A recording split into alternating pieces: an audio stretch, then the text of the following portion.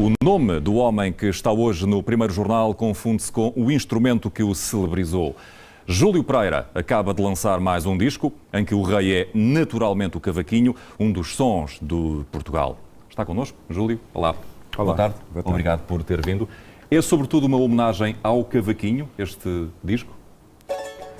Confesso que o fiz como uma espécie de homenagem ao primeiro disco, ou seja, apeteceu-me comemorar. Foi há 30 anos depois, exatamente.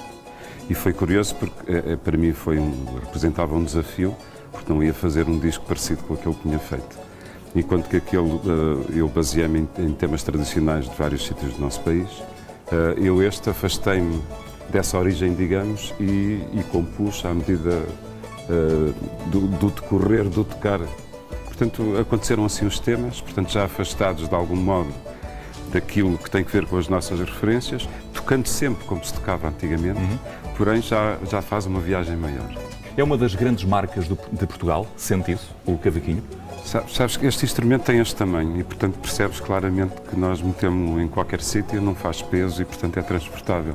E sendo assim, vais encontrá-lo na Madeira, no Havaí, Cabo Verde, Brasil, Indonésia. Foi fácil de transportar pelos imigrantes? Claro que sim. E, portanto, é de facto o instrumento mais viajado que nós temos e, portanto, de algum modo também com uma história curiosa, não é?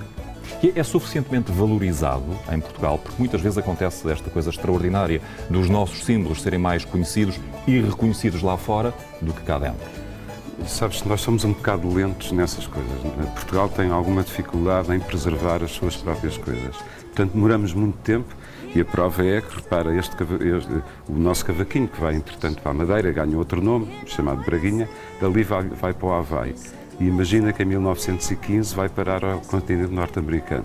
E cerca de 1920 já uma fábrica grande está a exportar para o mundo inteiro. Portanto, apercebes-te que uma espécie de derivado deste instrumento acaba por ser hoje e ser muito mais popular no mundo. E daí também, digamos, o não só fazer este disco, como até um site que eu construí durante o ano passado todo, exatamente para mostrar ao mundo este instrumento que de facto é referenciado, ou seja, toda a gente no mundo sabe que ele é português, mas na realidade ainda não conhece o seu som. No seu caso, esse instrumento é um caso de amor, mas de estudo também. Acabou por ser. Eu, quando descobri o instrumento e descobri a maneira de tocar, de facto tem uma técnica curiosa. E mesmo comparado com todas as técnicas dos cordofones pelo mundo inteiro, é óbvio que dei-me conta que havia uma história grande atrás. Quando fala em técnica, há um segredo, há uma qualidade que seja imprescindível ter para dominar como você domina esse instrumento? Sabes que é mais da característica do instrumento. Se reparares bem, o braço é a continuação do tampo. Portanto, havendo esta distância muito curta, tu consegues fazer ritmo que, junto com harmonia e melodia, dá um som curioso. Já passaram mais de 3 décadas, não é? Exatamente, 32 anos. Lembra-se dos primeiros sons com que começou? Foi com o Zeca Afonso? O grande culpado foi ele, segundo sei? Eu tocava com o Zeca na altura e houve necessidade para um arranjo de um tema dele utilizar este. Ele ouviu-me tocar, achou graça e pediu-me durante os concertos do Zeca, eu tocava sempre um bocado. Pode recordar-nos algum som dessa altura? Posso-me sentar? Claro. Aliás, há um tema do Zeca. Estou a tentar lembrar-me.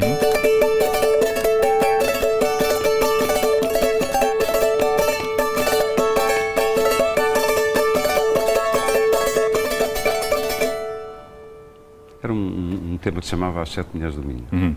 Extraordinário. Entretanto, passaram 30 anos, surge este disco, que é mais do que um disco, mais do que a música. O seu projeto é outro, mais vasto.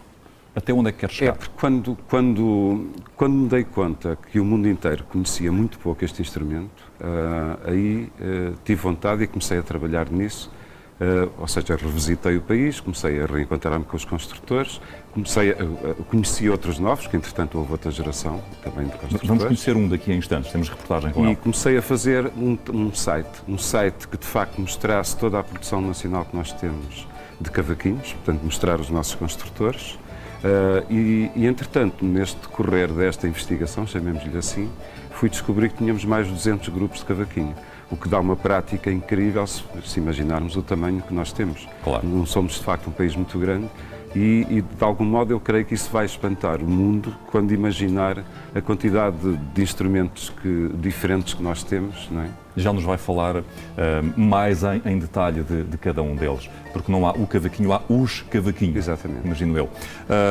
Temos aqui o cavaquinho.pt, é o nome do disco. O que é que vamos ouvir daqui, Júlio? O que nos trouxe? E queres que eu toque um tema? Queremos todos. Posso tocar, claro.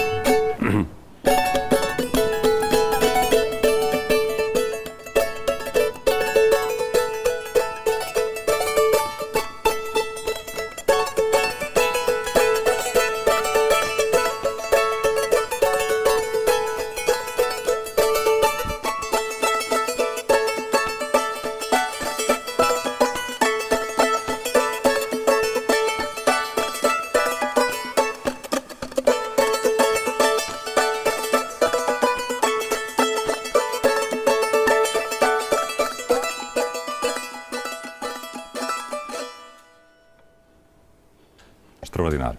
Júlio, o que é que faz com que este instrumento consiga tocar os dois extremos culturais, o mais popular e o mais erudito? Bom, eu não conseguiria dizer isso, porque este instrumento ainda assim é, digamos, um instrumento simples. Aliás, dá para ver que tem uma escala curta, tem poucas cordas. O que eu acho que, na realidade, que ele tem, que é diferente dos outros e o torna um instrumento curioso de ouvir, curioso no sentido interessante, e consegue fazer uma música que outros não conseguirão, é exatamente até a tal técnica do rasgado, que eu tenho estado a tocar, que lhe imprime uma vida e de algum modo até alguma energia que não consegues noutros instrumentos. Trouxe aqui alguns exemplares, porque como dizíamos há pouco, não há o cavaquinho, há os cavaquinhos. Que modelos e que diferenças é que há entre eles? Bom, como deves imaginar, são instrumentos que eu tenho na minha coleção. O Júlio portanto, tem uma coleção gigante. Não é muito, a nível de cavaquinhos não é gigante e talvez por isso eu não possa trazer tudo aquilo que este país encerra. Imagina que agora fomos descobrir um cavaquinho de 1850 no Museu de Instrumentos de Boston. Ora, isso é uma peça ultra rara que nós provavelmente não temos aqui até no nosso próprio país. E ainda por cima trata-se do cavaquinho de Lisboa, quando também há, e eu não posso ter aqui neste lugar, por exemplo, o cavaquinho de Coimbra. Estes são cavaquinhos, por exemplo, estes três estão aqui, são de três construtores de Braga, muito conhecidos, o Manel de Carvalho, o APC. A APC é uma fábrica que é a única fábrica do país que nós temos, do António Pinto Carvalho, e o Domingos Machado, aliás, este ainda é um exemplo curioso porque... Esse é o mais pequeno de todos os que estão aqui.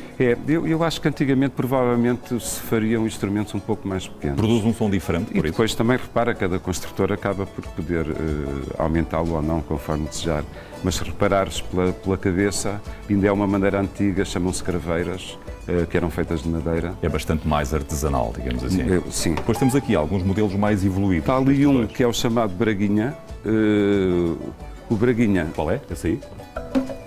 O Braguinha, cá está a tal coisa curiosa que eu te falei há bocado, como tu vês, é que já como se fosse uma viola em miniatura, porque a escala já está em ressalto, ao contrário das outras. E o Braguinha já é tocado, de facto, na madeira. Felizmente foi um instrumento que evoluiu muito em termos didáticos, de tal maneira que sempre se ensinou nas escolas e hoje em dia é ensinado no conservatório. Portanto, já estão um bocadinho mais à frente do que nós aqui no continente. E aquele, por acaso, muito bonito, é do Nuno Marcel, de um construtor de Vila Verde. O traço comum entre todos eles é a genialidade com que o Júlio Pereira os toca. Júlio, muito obrigado por ter vindo ao Primeiro Jornal. Foi um prazer tê-lo aqui. Muito obrigado. Até breve. Convido a seguir connosco a reportagem que temos a seguir e que fala também das origens e do mestre da construção deste instrumento extraordinário. O cavaquinho teve origem em Braga e foi levado por imigrantes pelo mundo. A construção artesanal está em extinção, mas precisamente em Braga ainda há mestres que os sabem fazer como antigamente.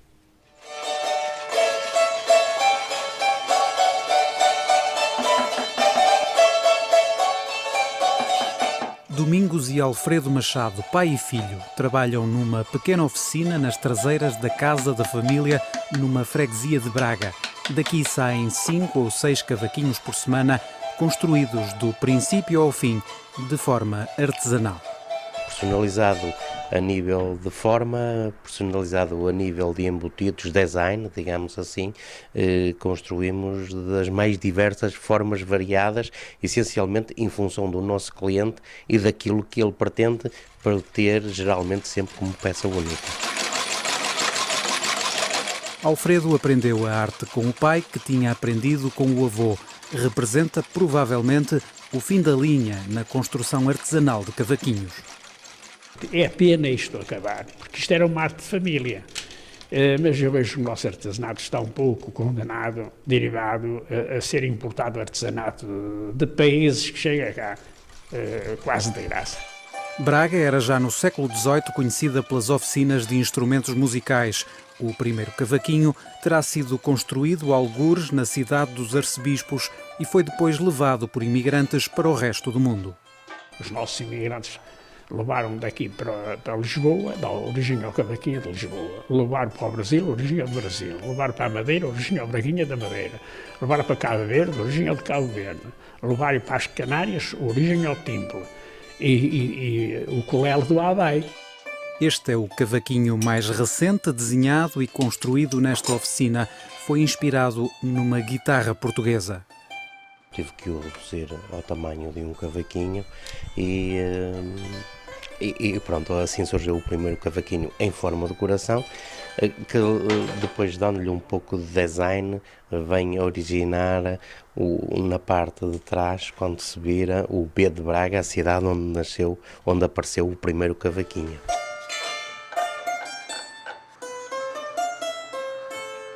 77 anos de idade, 67 à volta dos cavaquinhos. Tempo suficiente para construir um museu com mais de uma centena de instrumentos.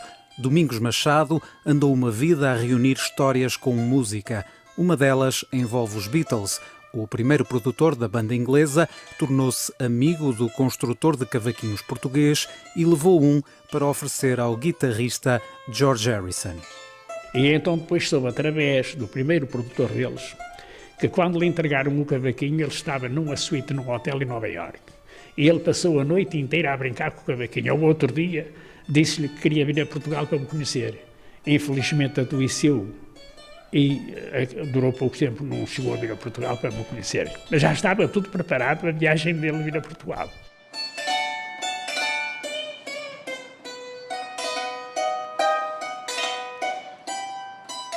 Domingos Machado e George Harrison nunca se conheceram, mas ficaram ligados por um cavaquinho português de Braga.